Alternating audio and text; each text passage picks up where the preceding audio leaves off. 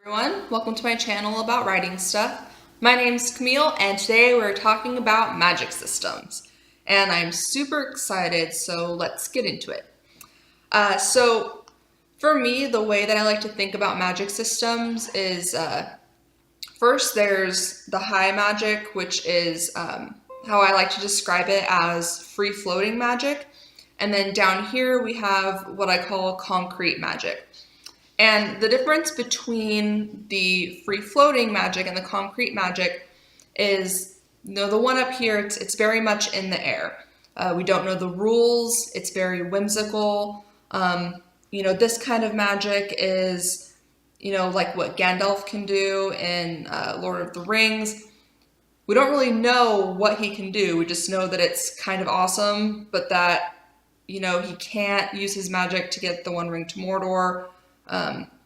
This is the kind of magic that Magnus Bane does in the Mortal Instrument series by Cassandra Clare. We don't really know what he can do. We just know that he shoots awesome sparks from his fingers and can kind of make shit happen, but he can't save the world.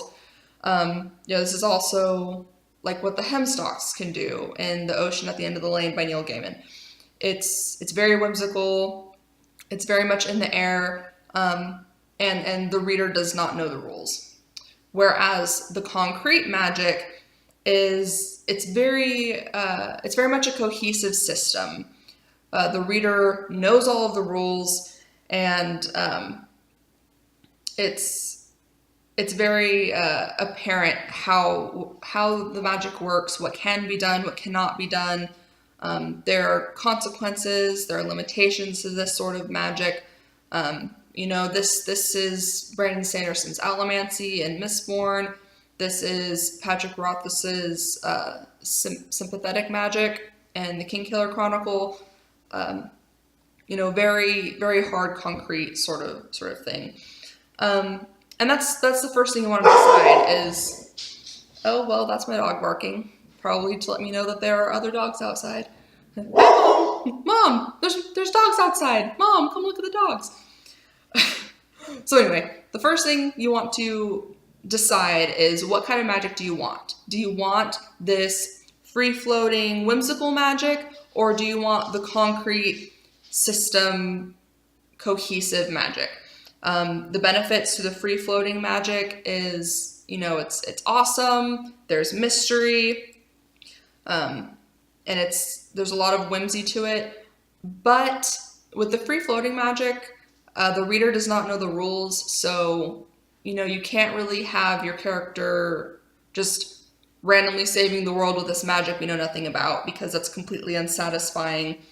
And, we have this sort of magic too. It's almost better to make the circumstances worse after having used the magic. Whereas with the concrete magic, this is Harry Potter. The reader gets to learn the magic with the character. And then it causes, when the reader knows the rules, it causes the character to be clever. It causes the reader to be clever with the character. You can also have your characters philosophizing about how the magic works, how to be witty, how to use it in a different way. And it's satisfying when your characters have to be clever to solve problems with the magic. So that's the first thing you want to decide. And the next thing that I usually like to pick once I figure out what kind of magic I want is who uses this magic. Is it inherent? Is it, are you a wizard, Harry? Or is it the type of magic that you learn? Is it... And that's a big one, is if everyone can use this magic, you probably want to go the route of making it difficult. A lot of study would probably need to be involved in this sort of learned magic, because if everyone can use magic, that would cause a lot more world building, I think. So yeah, moving on. Who can use the magic? Is it inherited or is it learned? And then, what sort of things do your characters need to be able to practice this magic? Is it Is it sheer force of will? Do they have talismans? Are there crystals involved? Cards? Are there spells, rituals, potions? How do these things work?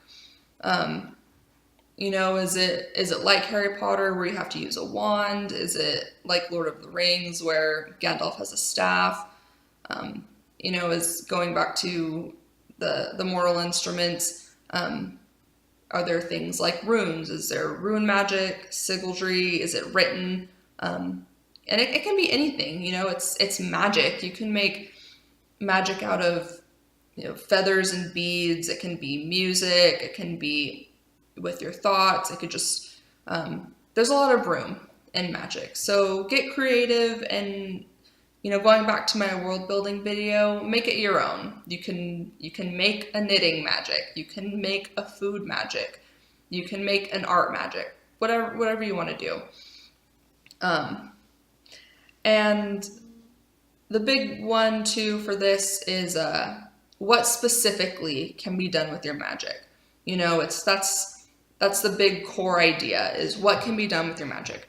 In the book that I'm writing now, I have a magic system where I wanted people to be able to transform into animals, because that's part of my history. It's very integrated into my world that man and beast can communicate and can walk in each other's skin. But I didn't want it to be that free-floating, generic, werewolf curse kind of thing. So in making that magic system very concrete, what I did is I built all of these rules around it.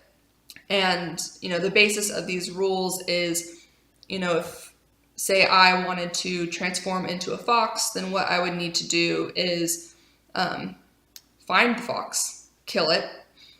It's a big one. And then combined my hair with its fur. I would have to cut off one of my own fingers and combine bone to bone, skin to skin, nails to claws, all of these things. And then I have a type of ritual where the person who wants to transform has to speak these old words and yada, yada, yada.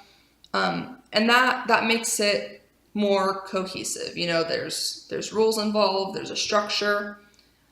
But more than that, what I have is, this type of binding magic can go very wrong. So there are also consequences to using this magic. And the most common one is people go fever mad. If you get the binding wrong, if you get the words wrong, if they try to combine into two animals at once, etc., etc., they'll be overcome with a fever and either die from their blood boiling or go mad. And those are the type of things you want to look into when you're building, specifically when you're building this concrete magic. It's one thing to be able to do something, but it's another thing entirely when your characters are doing something and then the consequences of getting it wrong are so severe. That's a really good way to add tension to those sorts of scenes. I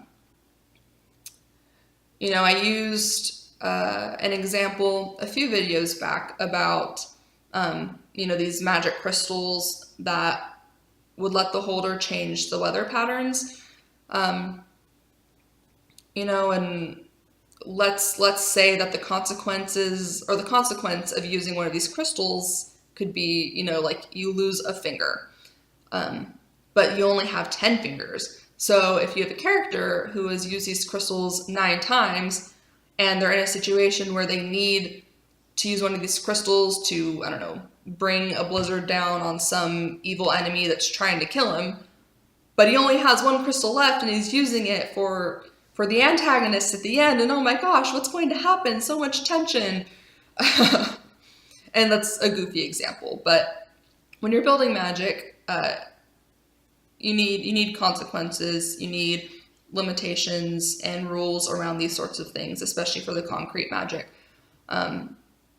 And this goes back to the main world building video that I did.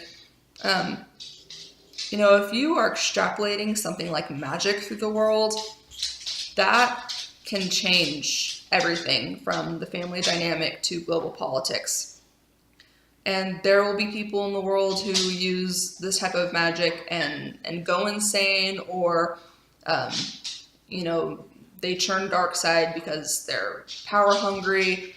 And that's where rules come into, is if you have these characters that can just on a whim summon fireballs, or can teleport into places, or can kill someone with a snap of a finger, what's stopping them from just taking over the world if there are no limitations and no consequences to what they're doing? You know, that's part of the human condition. If people could just walk around killing people with a snap of their fingers, there's a good chance they're not going to be just everyday people anymore. And another thing too is when you're building this magic into your world, you want to extrapolate it through your map, because there will be parts of the world where the magic's very commonplace, you know, where people are philosophizing about these certain things and trying to adapt parts of the magic into daily life. But then there will be parts of the world too where people are really superstitious and call, you know, anything that you do black magic or blood magic, or just evil incarnate and things like this.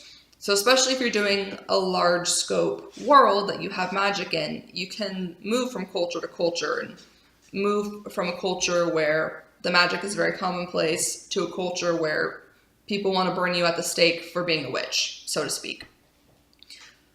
So those are just some things to think about in magic. I'm going to do a few more videos digging into world building in general and magic and how all these parts fit together, because, you know, world building as a whole is very much a machine, and a lot of these things are going to be built side by side. They're going to infer each other, and they're going to change and shift as you go.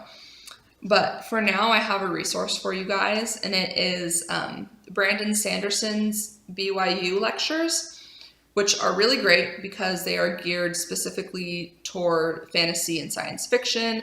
On top of that, he is a very renowned, very well-known, excellent epic fantasy writer, and all of his lectures are available here on YouTube for free.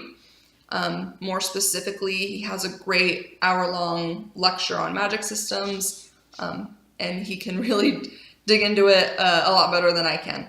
So that's over on the Camera Panda channel. It's Brandon Sanderson's BYU lectures. And then I will see you guys next week to talk about a little bit more of the world building stuff. So in the meantime, you should be writing.